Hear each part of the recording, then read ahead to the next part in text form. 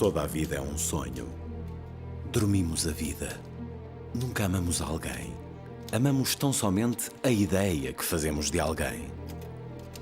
Cães e homens, gatos e heróis, pulgas e génios. Brincamos a existir. Onde está Deus, mesmo que não exista?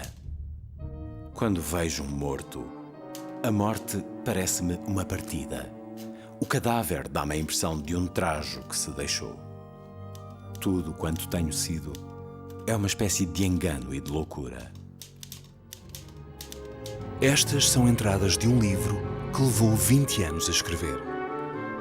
20 anos da vida de um dos maiores escritores do século XX que havia de morrer sem o conseguir concluir. Seja bem-vindo ao livro do Desassossego. Um não livro escrito por um homem que não existiu.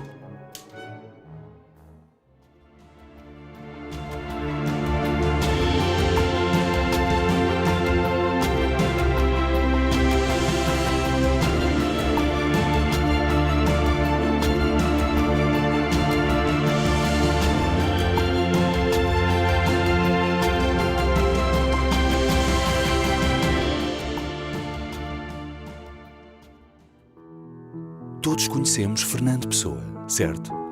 É uma das imagens mais célebres de Lisboa e um dos nossos maiores artigos de exportação. É como o vinho do Porto, o Galo de Barcelos ou Eusébio. Pessoa é, de longe, um dos maiores autores do século XX. De longe. E houve toda uma euforia até de merchandising em torno do Pessoa. A inauguração de uma estátua que se tornou emblemática na cidade, enfim, todo um conjunto de manifestações que mostram que o Pessoa ganhou um peso cultural específico entre nós, não é? De uma forma definitiva. Eu encontro muitos brasileiros que estão convencidos que o Fernando Pessoa é brasileiro, não é? Porque de tal forma ele é, como o Essa de Queiroz. O Essa de Queiroz foi mais lido em vida no Brasil, e provavelmente hoje, do que em Portugal. E com a Pessoa acontece isso também. A sua imagem tornou-se familiar como a de um parente que se conheceu mal, mas por quem se guarda carinho. É um património comum, um daqueles raros assuntos que nos põe de acordo. A marca Fernando Pessoa é claramente uma das primeiras linhas, se não a primeira, do nosso património endógeno do país. No que respeita à teoria atual das marcas, o Fernando Pessoa em si próprio era uma marca múltipla, ou seja, uma marca diversa, é alguém que tinha muitos eus. E na realidade essa é a mensagem também na publicidade e nas marcas, na medida que uma marca completa é aquela que tem muitos eus. É engraçado como, sendo um homem tão aparentemente banal do ponto de vista físico enquanto vivia, se tornou um ícone gráfico. Qualquer criança, e nós fazemos aqui muitos ateliês com crianças pequenas, desenha rapidamente um Fernando Pessoa que é o Fernando Pessoa, porque basta um bigode, uns óculos, um chapéu, uma certa forma de levitar, um passo levitante para nós vermos o Fernando Pessoa, não é? Nem o próprio Fernando deve ter sonhado com tanta popularidade. Fernando Pessoa nasceu aqui, no Largo de São Carlos, há pouco mais de 120 anos, no dia de Santo António e de Lisboa. Mesmo em frente à Ópera da cidade, sítio dado a espetáculos épicos e tragédias. Vivia com a mãe Maria Magdalena, o pai Joaquim Pessoa, um crítico musical do Diário de Notícias, e a avó Dionísia, que padecia de doença mental. Que importância tem esta informação? Muita? Nenhuma? Quem sabe? Havia também a presença aqui em Lisboa de uma avó maníaco-depressiva, não é? Que eu penso que teve um grande impacto na vida de Fernando Pessoa, não é? E, portanto, aquilo que, em primeiro lugar, eu gostaria de tentar perceber, não é? Era qual foi a dor psicológica que ele viveu desde muito cedo, não é? Que provavelmente se pode correlacionar com esta situação. A Pessoa, para mim, é de facto um gênio. Um gênio o quê? É um homem que consegue ir além dos limites normais das pessoas. consegue pensar um pouco mais, consegue pensar com outra profundidade. E Fernando Pessoa foi capaz disso. Ele não foi um gênio, foi 5 génios ou 6 génios, mas enfim, a questão do desfazamento do gênio em relação às coisas mais comezinhas também existe. E nesse aspecto, para coisas práticas, eventualmente ele seria um ser humano esdrúxulo. Não sei se eventualmente um louco, mas um pouco esdrúxulo. Pessoa tem apenas 5 anos quando perde o pai, vítima de tuberculose. No ano seguinte, morre o irmão Jorge, com meses de idade. A mãe casa com o cônsul português em Durban e a família parte para a África do Sul. Quem teria sido Fernando Pessoa sem estes acontecimentos inesperados? Talvez alguém diferente, talvez exatamente o mesmo. Fernando cresce, estuda e já escreve sempre que pode, em português ou inglês, na língua que o poema falar. E criou os primeiros heterónimos, como Chevalier de Pá ou Alexander Serge. Serge também é uma procura, não é? Começar uma procura de nós próprios, não é? E em que se começa a adivinhar, digamos, na personalidade de Pessoa, desde aí, uma espécie de procura daquilo que nós chamamos de um gêmeo imaginário, não é? Assim, alguém com quem se pode falar, com quem se pode dialogar, não é? Que corresponde, digamos, a um duplo, não é? Um outro que somos nós próprios, não é? E que se encontra muito cedo na própria poesia de Fernando Pessoa, não é? Quando Fernando Pessoa regressa a Portugal, o país assiste, atónito, ao assassinato do rei Dom Carlos e do príncipe Luís Filipe. A monarquia ainda sobrevive 2 anos, mas a 5 de outubro de 1910, os republicanos triunfam. Pessoa entra numa nova fase. São anos intensos. Deixa a Faculdade de Letras, torna-se empregado de escritório e traduz cartas comerciais. Muda de casa constantemente e publica um pouco por toda a imprensa. A Águia, o Jornal, República, Renascença, o Raio. Começa também a ser presença notada nos cafés de Lisboa, na companhia de outros jovens intelectuais. Mas algo mais grandioso estava para acontecer. Acerquei-me de uma cômoda alta e, tomando um papel, comecei a escrever, de pé como escrevo sempre que posso. Escrevi 30 e tantos poemas a fio, numa espécie de êxtase cuja natureza não conseguirei definir. Foi o dia triunfal da minha vida e nunca poderei ter outro assim. Numa só noite, Fernando Pessoa criava 3 heterónimos. Ao longo da vida, terá inventado mais de 70, mas os que ali nasciam eram mais que estilos de escrita. Eram 3 personalidades distintas com uma história própria. Qualquer deles candidato a melhor poeta do seu tempo. O mestre Alberto Caeiro, o médico e classicista Ricardo Reis e o engenheiro futurista Álvaro de Campos. E lembro-me de dizer a uma professora de português que era engraçado o Fernando Pessoa porque ele não era apenas o melhor poeta português, ele era os 5 primeiros melhores poetas portugueses. Como dizia Ferreira Goulart, ele devia chamar-se Fernando Pessoas. Eu vejo várias pessoas ali, de fato. Ele conseguiu isso. E, na realidade, eu acho que ele levou às últimas consequências algo que se encontra presente na nossa condição de pessoas, na condição do ser humano moderno, que é exatamente saber que ele tem uma determinada identidade apenas contingentemente. No verão de 1914, o mundo vê-se diante da Primeira Guerra à escala global. O assassinato do arquiduque Francisco Fernando, herdeiro do trono austro-húngaro, precipita um conflito que se estenderá à Rússia, África e Estados Unidos da América.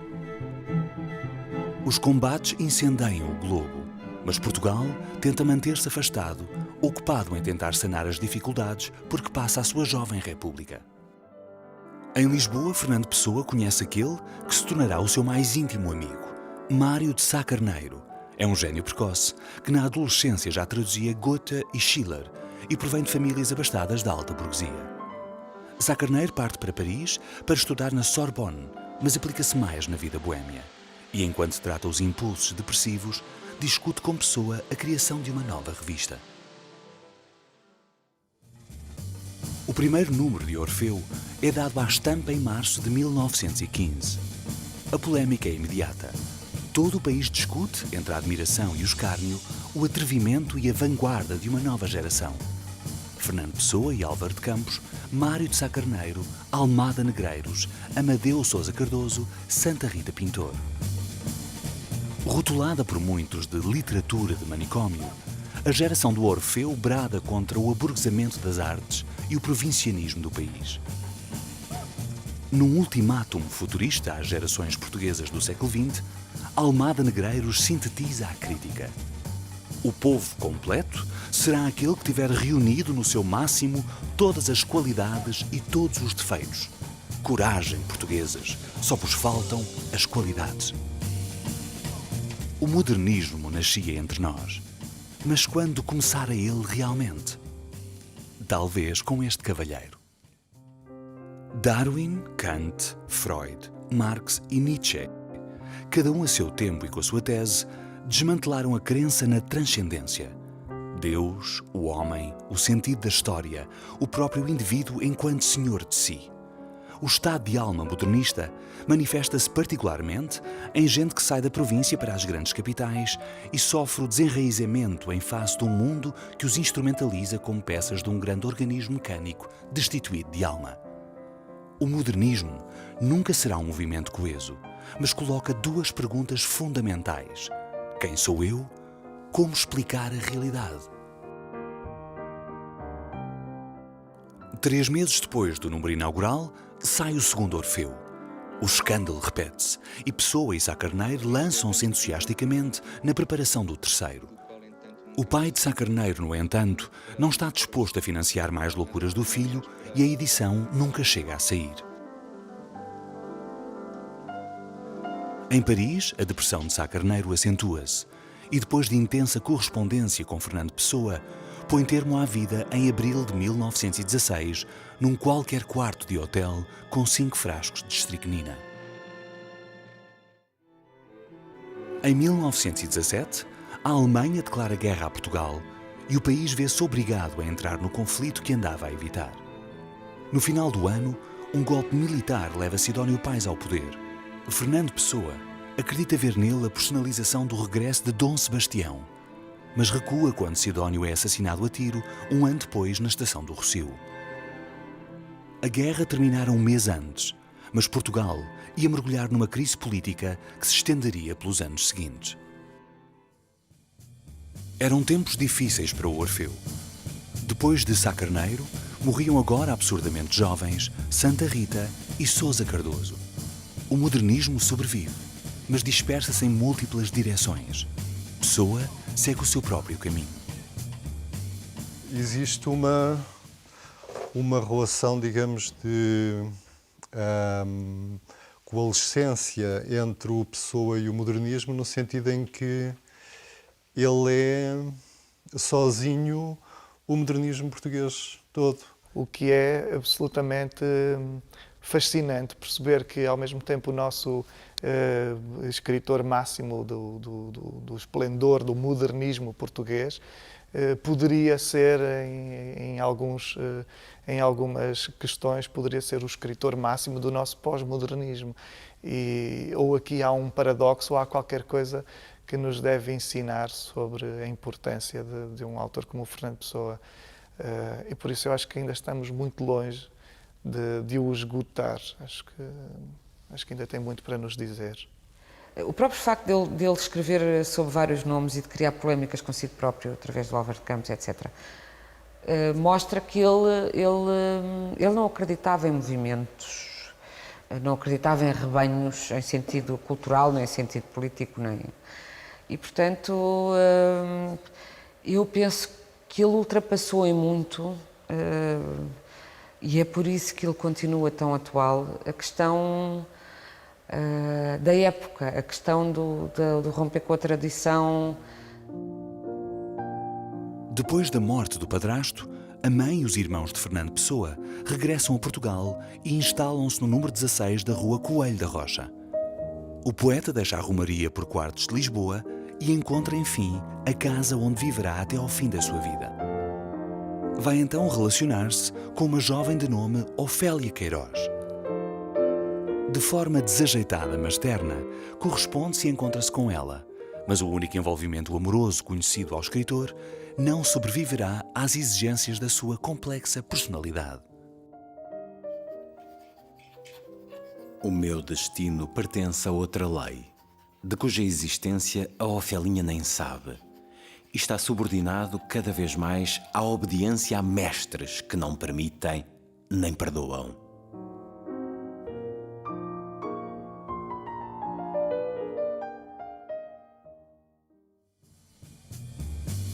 Reverente aos seus misteriosos mestres, Fernando Pessoa segue o seu caminho. Escreve na ação, na contemporânea e dirige a revista Atena. Perde a mãe em 1925 e um ano depois, um golpe militar põe fim à Primeira República, instaurando a ditadura. O modernismo tem um segundo fôlego com a revista Presença. Logo nos primeiros números, José Régio reconhece Fernando Pessoa como o mestre da nova geração. Em 1928, o futuro ditador Oliveira Salazar é nomeado Ministro das Finanças. Como outros intelectuais da época, Pessoa começa por defender a necessidade circunstancial daquele regime para que o país encontre o rumo de que andava há muito perdido. Mas não tardaria a arrepender-se e a dedicar a Salazar um poema pouco abonatório. Coitadinho do tiraninho, não bebe vinho nem sequer sozinho. Bebe a verdade e a liberdade, e com tal agrado que já começaram a escassear no mercado.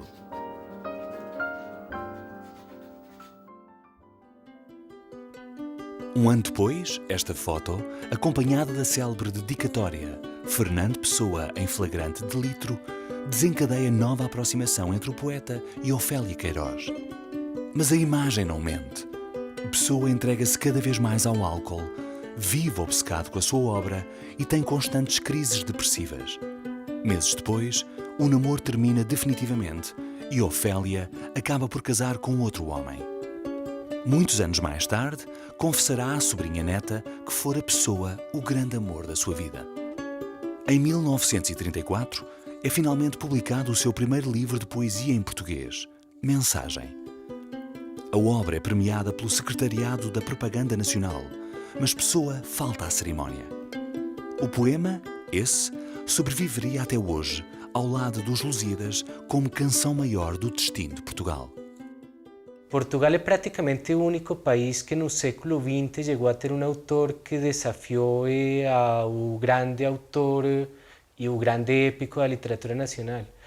Camões chega a ser, a certo ponto, discutido quando aparece o Pessoa, e ainda hoje não interessa qual foi maior, mas é um facto que ainda discutimos qual foi. Então, quando ele criou um poema como Mensagem, assim como quando Homero criou a Ilíada, ele fez uma coisa absolutamente memorável que muda a própria língua portuguesa e, portanto, muda Portugal. Portugal, depois que esse poema foi escrito, não é o mesmo de antes. A 29 de novembro de 1935, Pessoa é internado. Diagnosticam-lhe uma cólica hepática. No dia seguinte, sucumbe. Depois de perguntar... Ele realmente, a pátria dele era Lisboa. Nem se sabe se ele alguma vez foi ao Porto, que é extraordinário. Um homem que veio da África do Sul e depois viveu nesta cidade como quem vive num país. E um país, ao mesmo tempo, aberto, porque Lisboa sempre foi uma cidade muito cosmopolita, muito virada para o exterior. E, portanto, ele não precisava de sair de Lisboa para se sentir no mundo. Isso é que é muito bonito, eu acho. Depois de 1935, o mundo continuou a tentar a reinvenção. Veio a Segunda Guerra, a Guerra Colonial e a Guerra Fria. Os anos dourados do cinema, o advento da televisão e uma banda musical que se dizia mais célebre que Jesus Cristo. Houve até um homem que pisou a lua.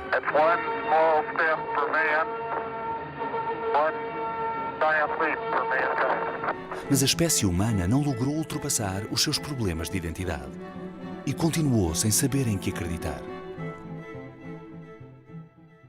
Em 1982, um novo título chega às livrarias portuguesas: Livro do Desassossego. Mas quem seria este autor desconhecido? O meu semi-heterónimo, Bernardo Soares, aparece sempre que estou cansado ou sonolento. É um semi-heterónimo, porque não sendo a personalidade a minha, é não diferente da minha, mas uma simples mutilação dela. Sou eu, menos o raciocínio e a afetividade. Esperem, voltemos um pouco atrás. Quer dizer que havia outro Fernando Pessoa? Sim. O seu nome era Bernardo Soares.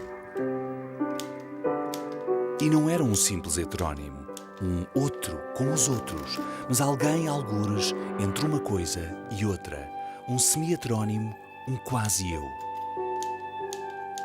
O outro de Fernando Pessoa, que viveu com ele durante 20 anos, escrevendo na sombra, doentia e obsessivamente, um livro que não chegou a terminar.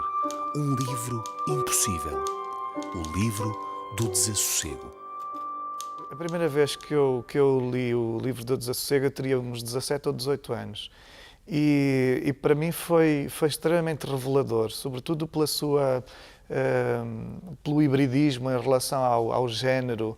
É um livro que nos abala alguns preconceitos. Essa multiplicidade e essa surpresa que há no livro do Desassossego, porque não é de forma alguma um livro monótono, também fazia parte de Fernando Pessoa, que era um ser, como ele diz, muitas vezes escreve nos diários, tem dificuldade em levar uma ideia até ao fim, ou seja, tem muitas ideias muito intensas que se entrechocam e que tornam impossível,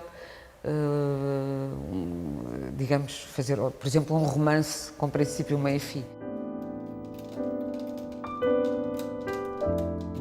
Nestas impressões sem nexo, nem desejo de nexo, narro indiferentemente a minha autobiografia sem factos, a minha história sem vida. São as minhas confissões, e se nelas nada digo, é que nada tenho que dizer. É desta forma desarmante que Bernardo Soares nos apresenta a sua obra colossal e Fernando Pessoa revela a sua face oculta durante meio século. Mais de 500 textos escritos à solta, sem um sentido concreto, princípio, meio e fim. Começo porque não tenho força para pensar. Acabo porque não tenho alma para suspender. Este livro é a minha cobardia. A solidão profunda de alguém que vive em sonho, abdica de existir e busca incessantemente revelar o mistério da realidade numa escrita magistral.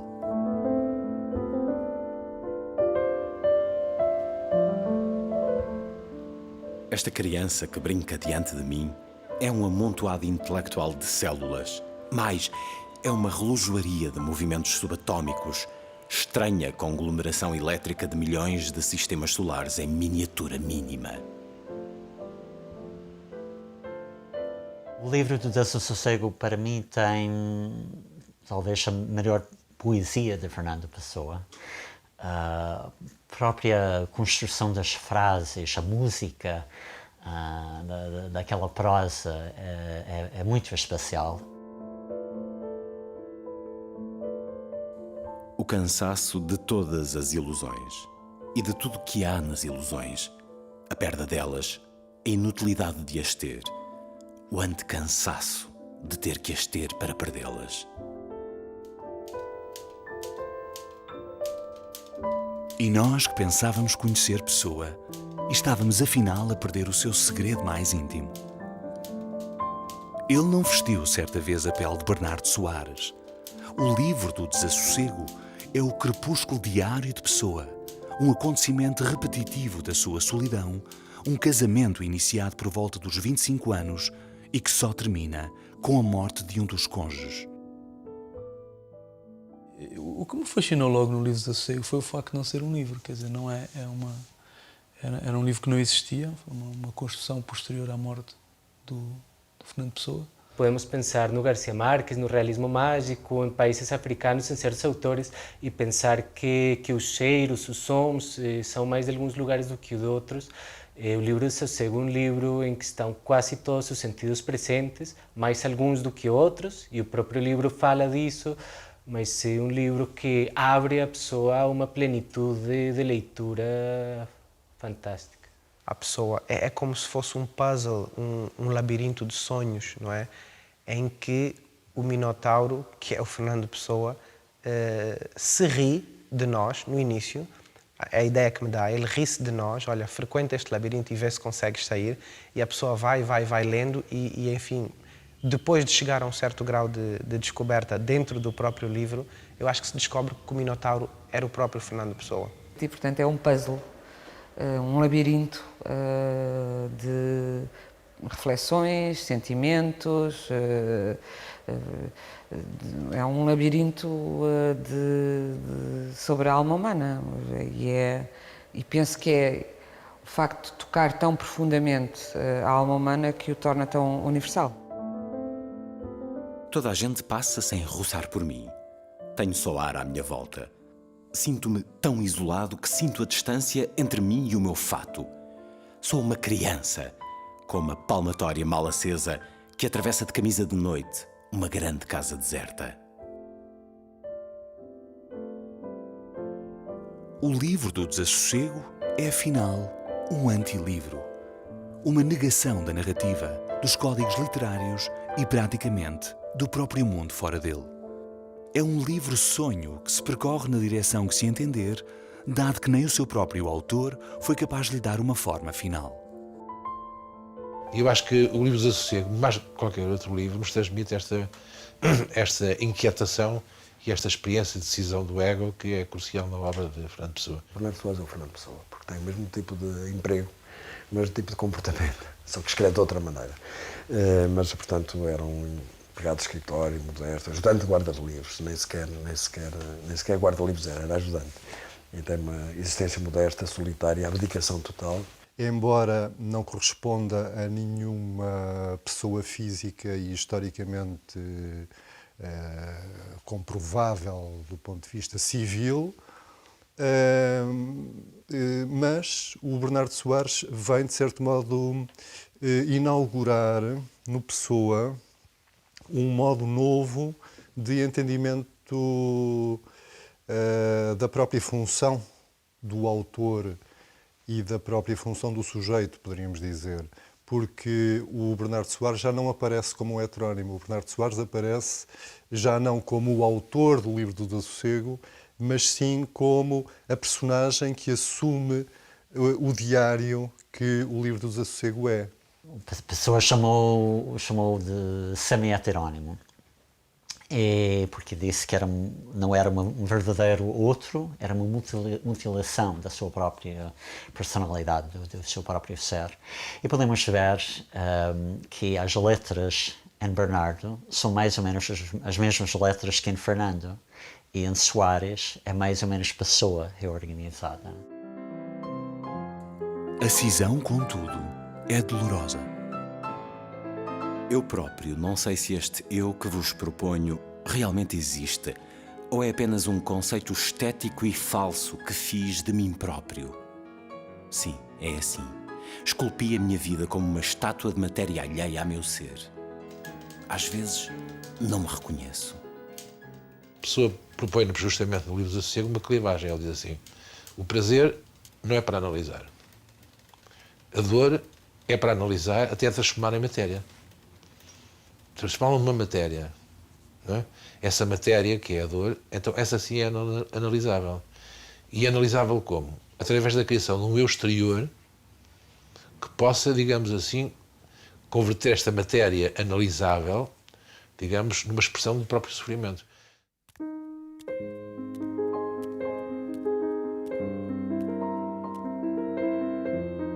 Quem sou por detrás desta irrealidade? Não sei. Devo ser alguém. quer ser tal e qual quis ser e não sou. Se eu cedesse, destruir-me-ia. Quero ser uma obra de arte, da alma pelo menos, já que de corpo não posso ser. No fundo, é a pergunta mais antiga do homem, que é quem sou eu, não é? E quem é que eu sou? O que é que significa dizer eu? E ele responde a essa pergunta e coloca essa pergunta de um modo absolutamente vital, não é? Sem hesitações, sem tergiversações, sem recorrer a nenhum conhecimento da psicologia ou da filosofia que seja tradicional, não é? Inventando uma coisa nova. Mas o desassossego não se resume à inquietação de um homem consigo próprio. Ele é o desencanto de todo um século. Nasci em um tempo em que a maioria dos jovens haviam perdido a crença em Deus, pela mesma razão que os seus maiores a haviam tido, sem saber porquê. E então, a maioria desses jovens escolheu a humanidade para sucedâneo de Deus. A crença na humanidade, porém, também havia de cair. Por isso, Soares resume-a a uma soma de animais. A partir daqui, o livro do desassossego é um livro do desencanto, uma enciclopédia da decadência com entradas sobre os mais variados temas: Deus, a vida, a política, o sexo, o álcool. O governo assenta em duas coisas: refriar e enganar. A mulher, uma boa fonte de sonhos. Nunca lhe toques. Não são descrições de sonhos, é a teoria do sonho, é a matéria do sonho, a matéria, como se deve sonhar. É um livro que me ajuda a escrever, serve-me sempre como uma espécie de indutor, um motor de arranque. Exatamente porque não tem uma organização, não tem uma história. É um livro que a gente abre em qualquer página e de repente tropeça com uma frase e aquela frase nos leva a algum lado e essa a outro. A vida é o que fazemos dela. As viagens são os viajantes. O que vemos não é o que vemos, senão o que somos. Deus fez da minha alma uma coisa decorativa. Eu acho que a melhor apresentação é ler um excerto, qualquer excerto. É um livro que se pode abrir em qualquer página e encontrar uma frase que nos diga alguma coisa. Uma frase aqui sublinhada: o prazer da fama futura é um prazer presente, a fama é que é futura. É muito boa, é uma grande frase. Esta capacidade de fazer frases, de produzir pensamento, de iluminar, não é? Duas coisas só me deu o destino: uns livros de contabilidade e o dom de sonhar.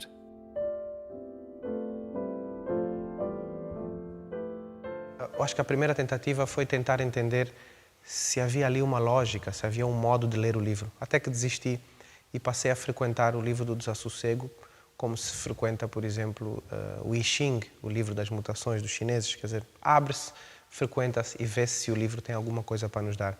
É um livro muito completo, também muito subjetivo, também muito aberto, também muito arejado, também muito filosófico. E isso é bom, é um livro que se pega em qualquer altura da nossa vida.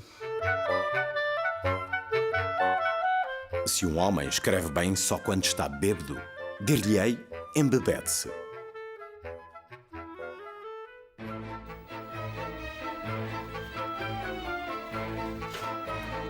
Por esta altura já terá percebido que nunca encontrará um resumo do livro do desassossego, uma explicação lógica deste livro em permanente mutação. Em vida, Fernando Pessoa não publicou mais que uma dúzia dos seus textos. Antes de morrer, anotou centenas deles com a sigla L/D, mas muitos outros não anotados podem pertencer-lhe. Cada equipa de investigadores trabalha na sua edição e a qualquer momento pode deparar-se com um novo trecho para acrescentar ao corpo da obra. Se quiser ler este livro corretamente, abra-o ao acaso, ande para trás e para a frente, trace o seu próprio mapa. Um texto é um conjunto, uma matéria semiótica ou uma determinada porção de linguagem que tem um princípio e que tem um fim. Não é? É isso que nós chamamos um texto. Ora, no caso do livro do Desassossego, nós temos à nossa frente um magma móvel e impreciso e instável de textos. Ora, assim sendo, a edição eletrónica torna possível que esses textos sejam editados em simultâneo, existam no mesmo instante e que depois possam ser lidos de modos que poderão e deverão e necessariamente terão que ser pré-determinados, mas que poderão ser múltiplos e que se poderão cruzar. Há muitas maneiras, muitos livros de desassossego possíveis. E por isso, para mim, o critério número 1 é a transparência. É de estar claro com um leitor o que estou a fazer, não é? Para ser muito direto em relação às edições do livro do Desassossego, a minha posição é radical. Para mim, o livro do Desassossego não existe. E, na verdade, a melhor maneira de editar seria numa caixa ou numa edição de folhas soltas que o próprio leitor poderia ordenar e reordenar a seu belo prazer, não é?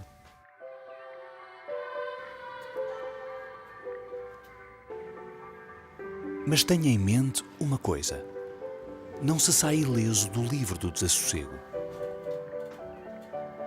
Um dia, talvez compreendam que cumpri como nenhum outro o meu dever nato de intérprete de uma parte do nosso século.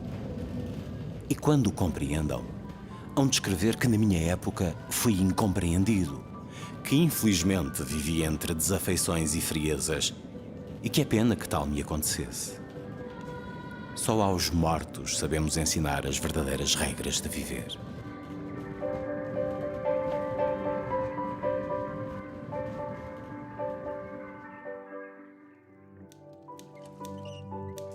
Não tenho sentimento nenhum político ou social. Tenho, porém, num sentido, um alto sentimento patriótico. Minha pátria é a língua portuguesa.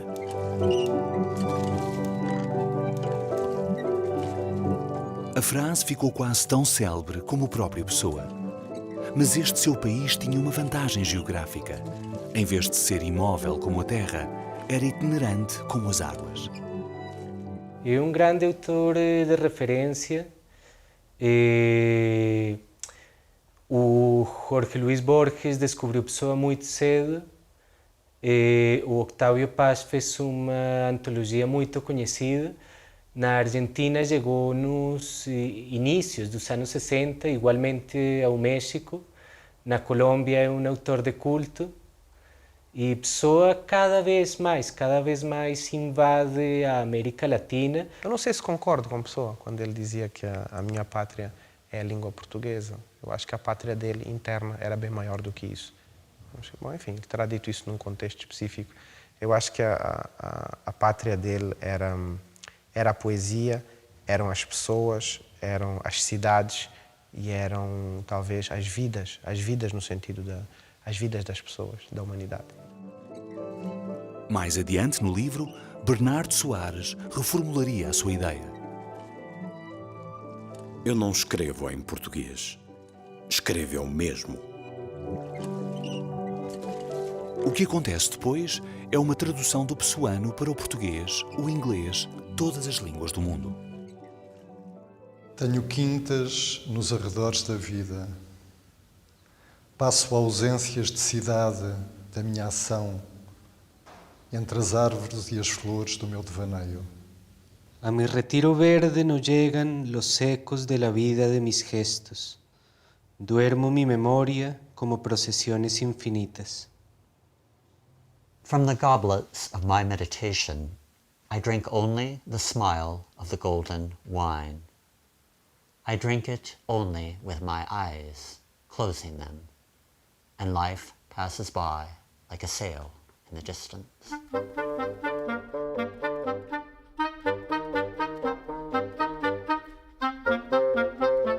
Bernardo Soares arrisca-se a não morrer. Durante anos, investigadores e editores continuarão a procurar novos trechos do livro do Desassossego e a tentar desenhá-lo da forma mais justa. Mas há ainda muito mais Fernando Pessoa para descobrir na arca que nos deixou em herança.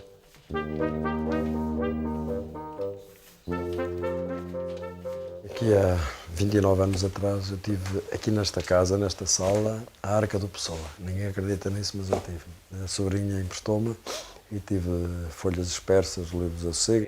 Com o espólio sentia arrepios. Sentia uma grande paz quando trabalhava aí. Ficava a especulação atrás, tinha os materiais na minha frente e era uma mistura de paz com arrepios, porque eu não imaginava e ainda custa-me imaginar que mais da metade dos papéis do Pessoa continuem inéditos. Eu cheguei com a sensação que temos muitos de... tanto Pessoa chega, já é muito, há muita coisa publicada, talvez já conhecemos tudo o que escreveu, talvez já podemos fazer obras essenciais. Mentira. Depois, este baú infindável, realmente queria trabalhar como pessoa, um pouco um trabalho de detetive, né? Então é bastante fascinante de investigar, descobrir coisas. Portanto, existe no espólio do Pessoa e existe naquilo a que chamamos Pessoa ainda a possibilidade de grandes surpresas. Mais da metade do espólio continua inédita. Eu não esperava que fosse eu a descobrir uma coisa que devia ser mais pública e que não é. Não esperava que, com tantos seminários de estudos pessoanos, as pessoas não fossem na biblioteca. Não esperava encontrar um autor trilingüe e é curiosíssimo encontrar um espólio que está em 3 línguas.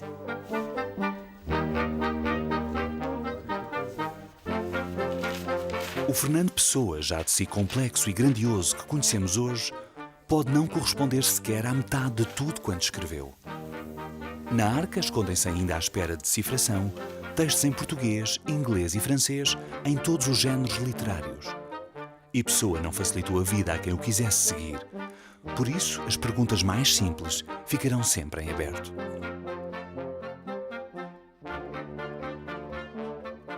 Eu perguntaria a ele se nós estamos muito errados nisso tudo que dizemos sobre ele. Se eu estou muito errado no que penso. É a pergunta inevitável: quem é mesmo Fernando Pessoa, não é? Nos últimos anos de vida, o corpo de Fernando Pessoa denunciava uma velhice precoce que não correspondia aos seus 47 anos. Talvez o preço a pagar por ser hospedeiro dessa máquina de cansaços à procura de si, chamada Bernardo Soares. Numa das últimas entrevistas que dá, conduzida presumivelmente por Artur Portela ao Diário de Lisboa, o jornalista é cruel no retrato. Calva socrática, os olhos de corvo de Edgar Poe e um bigode risível chaplinesco. Eis a traços tão fortes como precisos a máscara de Fernando Pessoa. Encontramo-lo friorento e encharcado desta chuva cruel de dezembro a uma mesa do Martinho da Arcada. E termina com uma pergunta eloquente, que é do poeta.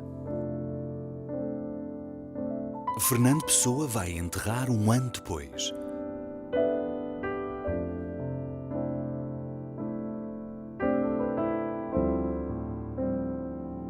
Mas é seguro dizer que, mais que em qualquer outro caso, a obra lhe sobrevive.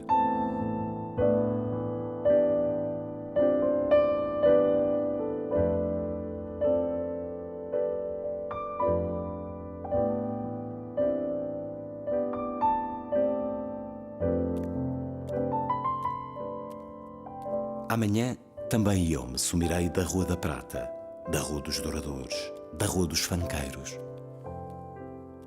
Sim, amanhã eu também serei o que deixou de passar nestas ruas, o que outros vagamente evocarão com um "o que será dele?". E tudo quanto faço, tudo quanto sinto, tudo quanto vivo, não será mais que um transeunte a menos na cotidianidade de ruas de uma cidade qualquer.